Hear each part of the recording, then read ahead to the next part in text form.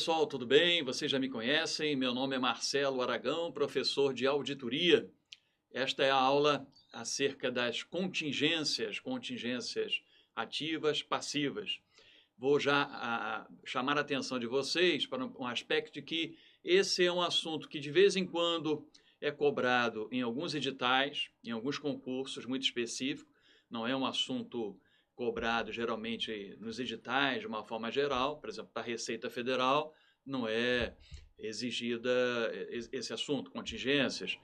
Já para alguns concursos de ICMS, ISS, ou mesmo na auditoria governamental, acaba se exigindo esse assunto, contingências, e geralmente é cobrado mais em relação às contingências passivas do que as contingências ativas. Por quê? Porque contingência passiva envolve toda uma preocupação do auditor se de fato era um passivo e não um passivo contingente.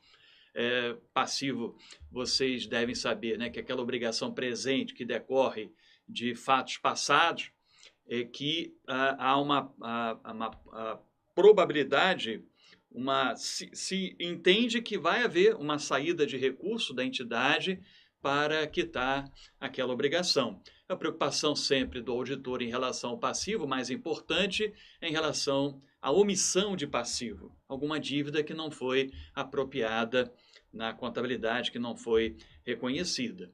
Quando existe um passivo ou uma contingência passiva que deve ser reconhecida em função de ser provável a saída de recursos, tem que haver uma provisão. Toda provisão é vinculada a uma contingência passiva. Provisão é todo passivo que o valor e o prazo são incertos. Agora, e as contingências passivas ou passivo contingente? Passivo contingente é quando há uma obrigação possível, não provável, presente, e que vai depender muito de eventos futuros incertos fora do controle da entidade. Então, naturalmente, em função dessa circunstância, não se deve reconhecer esse passivo contingente, não se deve provisionar, mas pode ser que caiba divulgar em demonstrações contábeis esse passivo contingente. Então, o auditor vai aplicar uma série de procedimentos de auditoria em relação a indagar os advogados, consultores jurídicos, em relação aos litígios, processos judiciais em andamento, indagar a administração quanto à identificação de eventuais eventos envolvendo essas contingências passivas. O auditor vai verificar os eventos subsequentes que possam originar ali algum passivo contingente, ou seja, nós vamos estudar nesta aula a preocupação do auditor e os procedimentos de auditoria que o auditor aplica com relação a passivo contingente e se deve ser objeto de uma provisão, reconhecido, apropriado, divulgado em demonstrações contábeis, nota explicativa ou não. Esse, então, é o objetivo do auditor. Agora, naturalmente que você tem que estudar também a parte de contabilidade, o CPC, pronunciamento CPC número 25, relativo às provisões, no caso aí envolvendo essas contingências passivas. Geralmente cai, mesmo em prova de auditoria, uma questão se a contingência é possível, é provável, é remota, a saída de recurso lá da entidade, em função dessas circunstâncias de ser remota a probabilidade de saída de recurso, de ser provável, de ser possível, né, não provável, aí você tem ali a necessidade de reconhecer ou não e de divulgar ou não a contingência passiva nas demonstrações contábeis. Ou seja, o que eu estou querendo dizer para vocês? Às vezes acaba caindo a norma contábil e não a norma de auditoria, procedimento de auditoria, né, que o auditor aplica em relação às contingências. Bom, feita essa introdução, vamos dar início aqui verificando o que nós preparamos nos slides. Vamos lá? Bom, eu já falei com vocês, mas aqui está por escrito definições importantes contidas no CPC 25.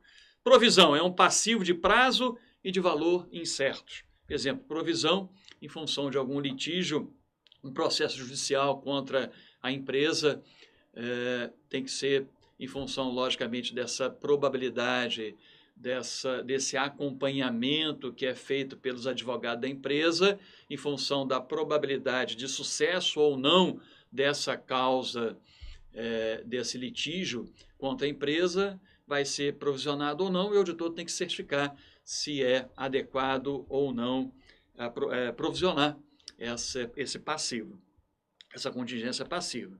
Passivo é uma obrigação presente da entidade, derivada de eventos já ocorridos, cuja liquidação se espera que resulte em saída de recursos da entidade capaz de gerar benefícios econômicos.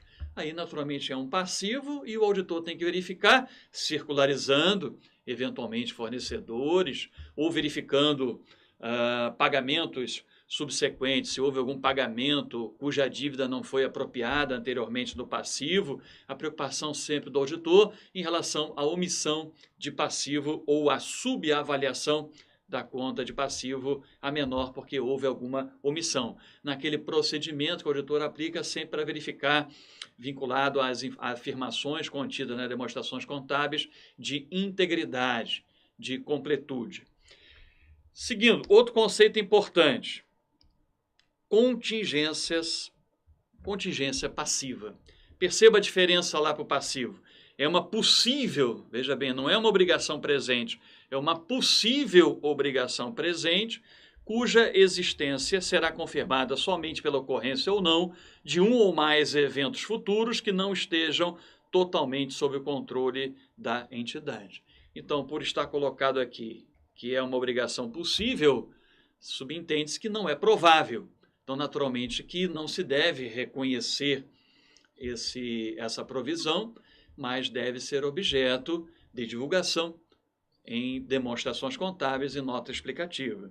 E também consiste numa contingência passiva, uma obrigação presente, então não existe, é provável, existe uma obrigação presente, que surge de eventos passados, ok? Muito próximo ali da definição do passivo, mas, perceba, que ela não é reconhecida, não deve ser reconhecida, por quê?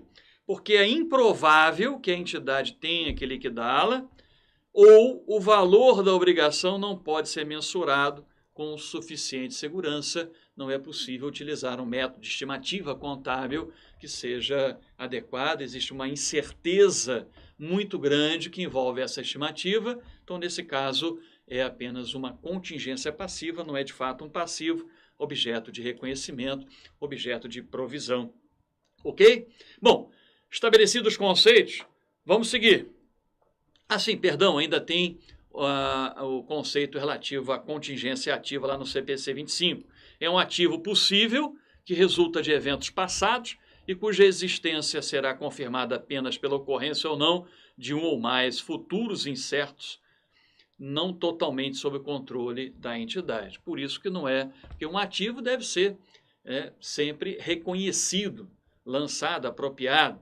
Se não é possível esse reconhecimento, é considerada uma contingência ativa e o auditor vai verificar se cabe ou não a divulgação nas demonstrações contábeis relacionadas a essa contingência ativa, esse ativo contingente. Seguindo, aqui o quadro que eu falei para vocês relativo ao CPC 25, uma norma contábil que geralmente a questão de auditoria envolvendo contingência se refere a essa questão aqui de reconhecer ou não, ou de divulgar, fazer alguma divulgação nas demonstrações contábeis em relação às contingências. Então, aqui em cima, na primeira coluna, obrigação presente com provável saída de recurso. Então, há uma obrigação presente e é muito provável, é provável a saída de recurso. Nesse caso, a provisão é reconhecida, deve ser provisionado e tem que haver divulgação nas demonstrações contábeis relacionado a essa contingência passiva ou esse passivo, no caso, essa provisão. Obrigação presente com não provável. Não é provável a saída de recurso. Estamos colocando aqui possível, como semelhante aí à não probabilidade de saída de recurso. Nesse caso, a provisão não será reconhecida, mas o passivo contingente será objeto, sim, a uma exigência de que ele seja divulgado nas demonstrações contábeis.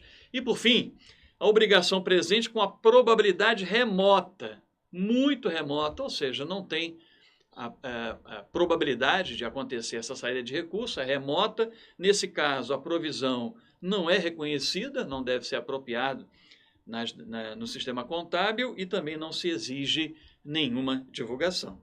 Percebeu, pessoal? Aqui a manha.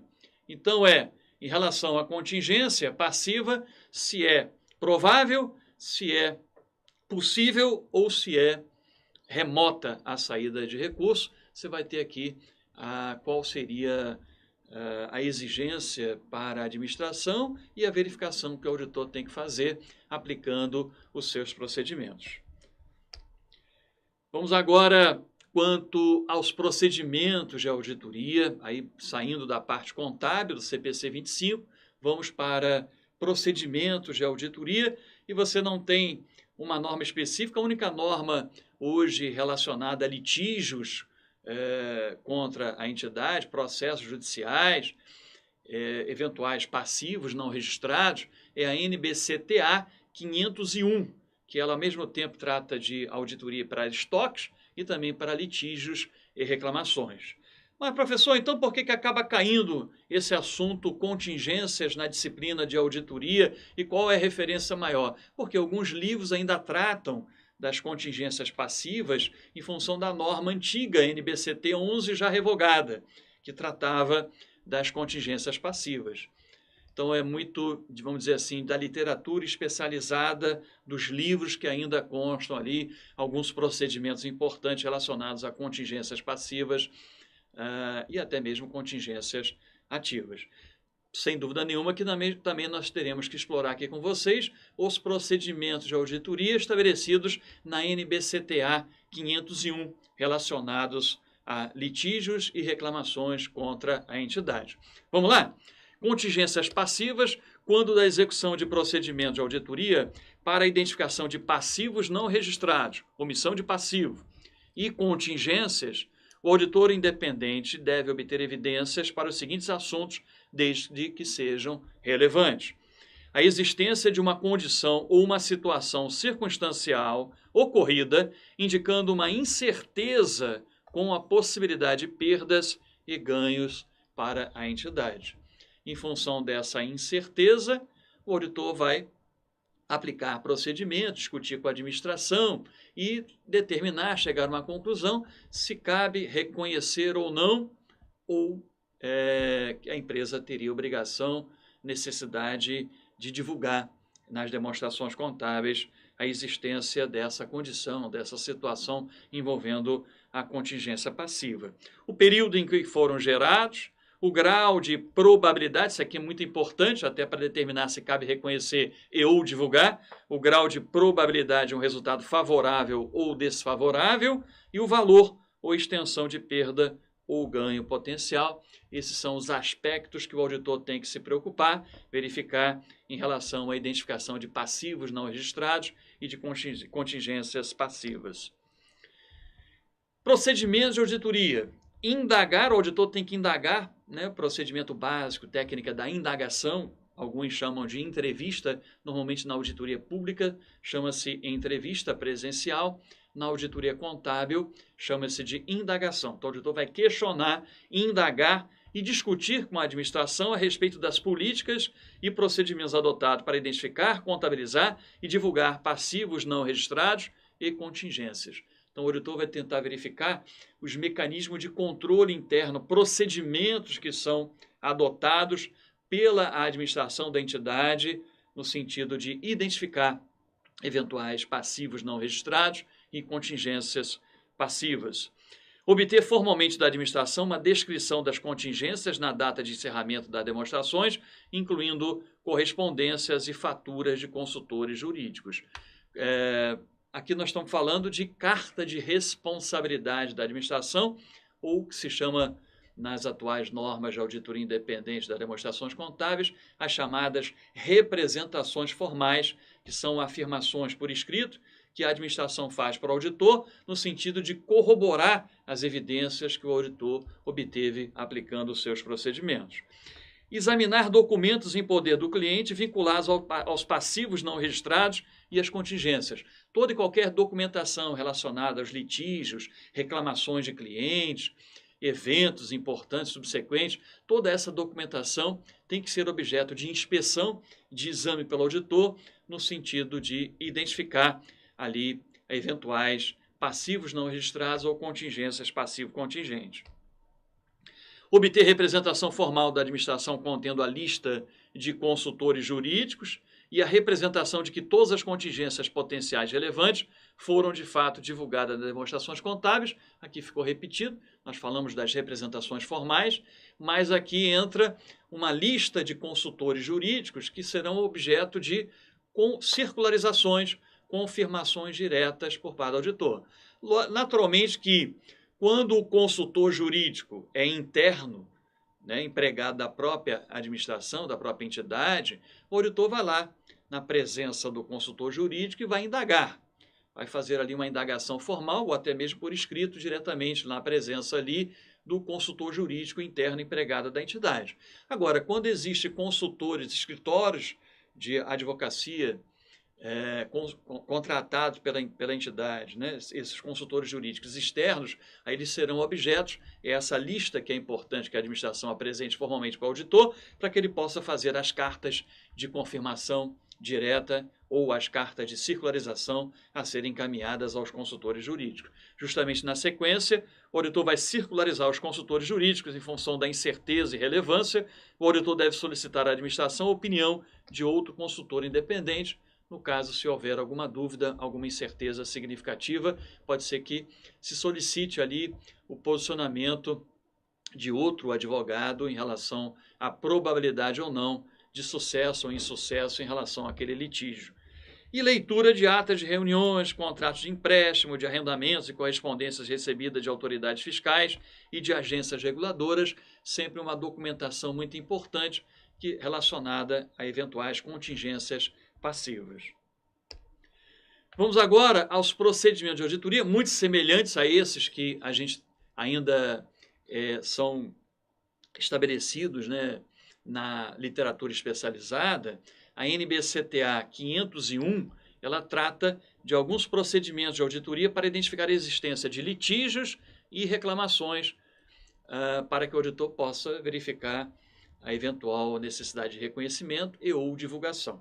Quais são? Indagação, administração e, conforme o caso, a outros dentro da entidade, incluindo consultores jurídicos internos. Lembrando que essa indagação pode ser verbal ou por escrito. Quando é um consultor jurídico externo, como já havia falado, não será feita uma indagação formal, será feita aquela carta de circularização, porque a administração assina a carta, então existe aquela triangulação envolvendo o auditor que prepara a carta, a administração que assina e a carta encaminhada à fonte independente, no caso, os consultores jurídicos externos, para que responda diretamente aos auditores. Revisão das atas de reuniões dos responsáveis pela governança e correspondência entre a entidade e os seus consultores jurídicos externos. E revisão das contas de despesas legais e dos comprovantes de pagamentos que possam indicar o tipo de trabalho executado pelos advogados externos. Então, aqui para identificar eventuais litígios e reclamações contra a entidade. E a carta de indagação dos advogados, que nós já vimos, já falamos lá em relação à doutrina, na antiga norma revogada NBCT 11, e aqui na NBCTA 501, o que se estabelece?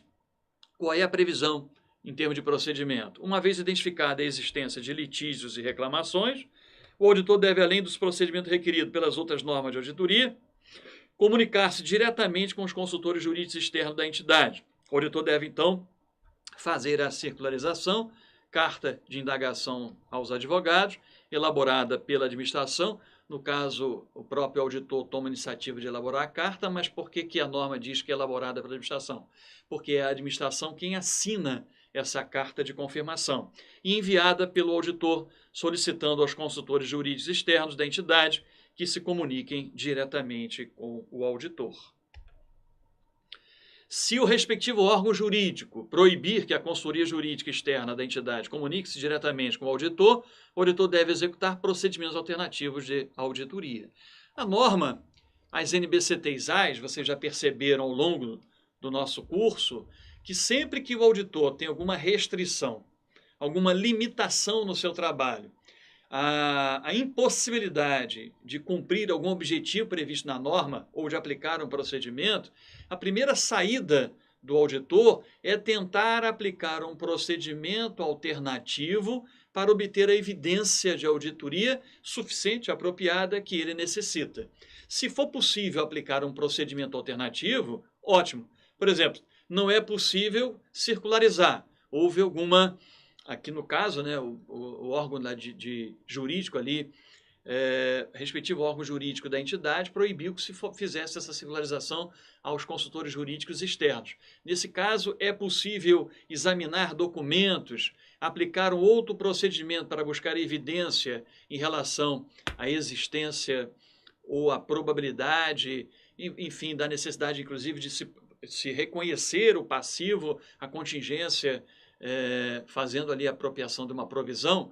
Nesse caso, o auditor vai ter que aplicar um procedimento alternativo. Se não conseguir aplicar o procedimento que a norma exige e também não conseguir aplicar um procedimento alternativo. Nesse caso, existe uma limitação no trabalho do auditor, no escopo de extensão, ausência de evidência, que vai levar o auditor a ter que modificar a sua opinião sobre as demonstrações contábeis, apresentando, se for localizado, uma opinião com ressalva. Se for generalizado, o auditor não conseguiu obter evidência em relação a diversos itens patrimoniais lá do balanço patrimonial, enfim, do ativo, passivo e outras contas, classes, transações. Nesse caso, a opinião, relatório será com abstenção de opinião.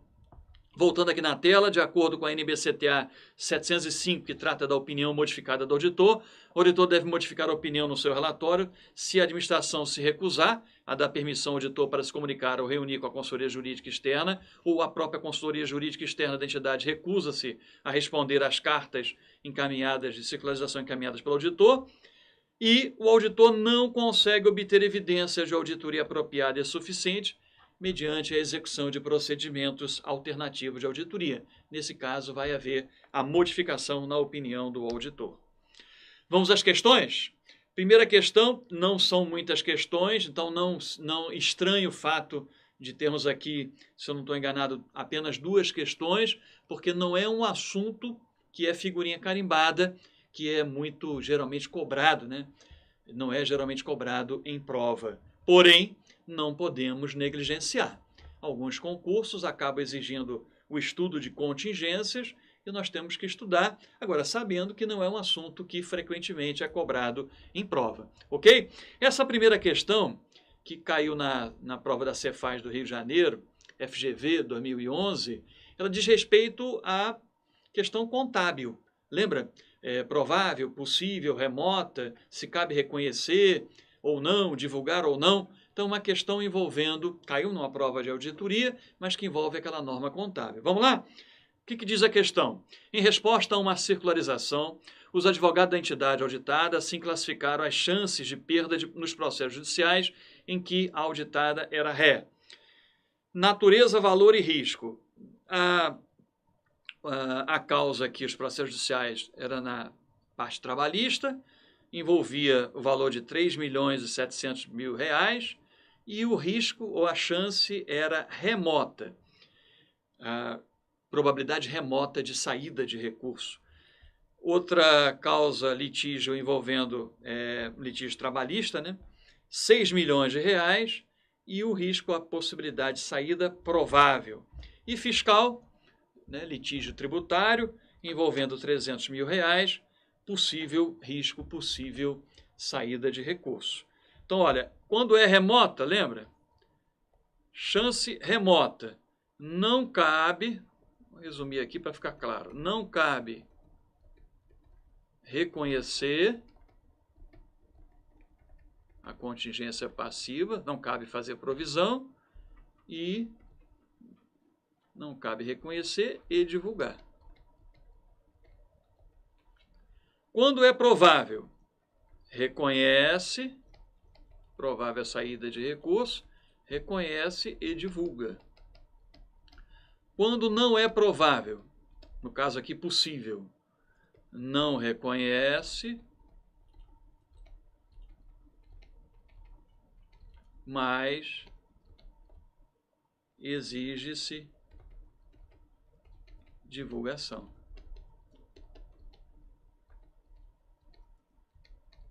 Ok? Vamos lá nas alternativas, vamos ver a solução da questão. Considerando a situação acima e sabendo que o contador adotou os procedimentos corretos, consoante a regulamentação do CFC, para estimativas e contingências, o auditor deve certificar-se de que, sabendo que os saldos são relevantes, letra A, não foram mencionados quaisquer dos valores acima, uma vez que ainda não houve decisão judicial definitiva. Ora, não vai se esperar uma decisão judicial definitiva para fazer uma provisão. Se é provável a saída de recurso, tem que ser provisionado ali a perda, até pelo regime de competência. Então, a letra A está incorreta. Letra B, apenas as contingências fiscais devem ser contabilizadas. Nós vimos que contingências trabalhistas, quando era provável a saída de recurso, tinha que reconhecer. A letra B está incorreta também. Letra C, todas as contingências acima devem ser contabilizadas. Não, apenas aqui a saída de recurso era provável, possível não, e remota não deve se reconhecer e tampouco divulgar. Então a letra C também está incorreta. Letra D, em relação à contingência trabalhista enquadrada como remota, não deve ser feito registro no balanço patrimonial, nem ser mencionada em nota explicativa. Então, quando era remota, voltando aqui na tela, não cabia, de fato, reconhecer e nem divulgar, porque é remota, muito pouco provável a saída de recurso. Nesse caso, letra D é o gabarito, está correta. Então, enquadrado como remota, não deve ser feito o registro, não deve ser provisionado e nem ser feita nem deve ser mencionada em nota explicativa, ser feita nenhuma divulgação. Letra E, a contingência trabalhista classificada como provável não deve ser contabilizada. Se é provável, vai ser contabilizada, reconhecido, ser feita a provisão e objeto também de divulgação. A letra E está incorreta. O gabarito, então, da primeira questão é a letra D. Vamos à segunda e última questão. Caiu na prova da Cefaz Rio Grande do Sul 2014. Assinale a alternativa que não representa em uma auditoria uma fonte de informação para identificação de possíveis contingências tributárias. Letra A. O auditor vai examinar relatório com opinião modificada, ressalva ou adversa, dos auditores independentes do ano anterior. Aqui no planejamento da auditoria em relação a contingências tributárias, é uma possibilidade do auditor examinar por que houve essa ressalva, essa modificação da opinião do auditor em relação às demonstrações anteriores. Letra B, nota explicativa sobre riscos contingentes passivos considerados possíveis, porém não provisionados. Então, o auditor vai ter que examinar essa divulgação para verificar ali se foi feita de forma adequada e se o tratamento dado às contingências tributárias foi adequado de acordo com a estrutura de relatório financeiro ali aplicável pela entidade.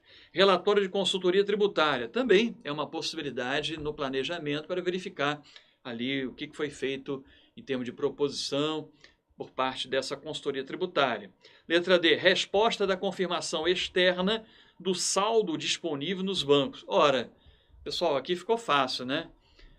Imagine o que a disponibilidade lá em conta bancária vai trazer para o auditor em relação a uma contingência tributária, que é no sentido de reconhecer ou não, divulgar ou não essas contingências. Então, a letra D, de fato, é um procedimento que envolve ali o disponível, né, disponibilidade, no caso aqui, circularizar o saldo disponível junto ao gerente do banco, um procedimento vinculado ali às disponibilidades em conta corrente bancária.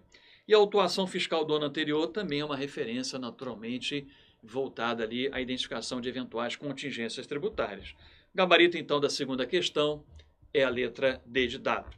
Pessoal, encerramos então esta aula simples, muito objetiva, com relação às contingências. No caso aqui, nós focamos nas contingências passivas, porque é naturalmente aquilo que acaba caindo e que foi exigido nessas duas questões que nós apresentamos aqui para vocês, ok? Bons estudos a todos e até uma próxima oportunidade.